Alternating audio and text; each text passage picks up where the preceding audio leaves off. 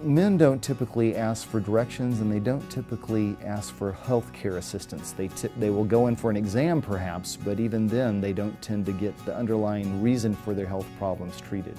So most men view their condition as being a result of overwork or just stress in general. They don't recognize the connection between what's going on in their body and how it's changing.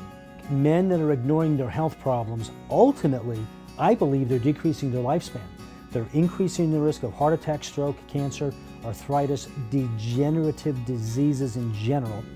And it's not just, the life or death part of this. There's a substantial loss in quality of life.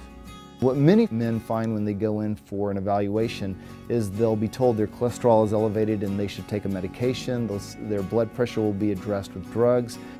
Whereas our focus would be more on lifestyle, on eating properly, on exercise, detoxification, putting the hormones back in. So we're actually restoring youthful levels of hormones which enable men to experience their vibrancy and enjoy life again. In this sense, we address men the same way we address women. We need to listen to the concerns, listen to the history, listen to what it means to them, and then attempt to address the likely causes. Our 8-point treatment regimen approaches the common things that change in our body, and by putting the body back to where it needs to be, restoring hormonal balance, doing detoxification, you actually create health, whereas the traditional model is oriented towards simply identifying the disease name and using drugs which treat the symptoms. So we're treating the root issues.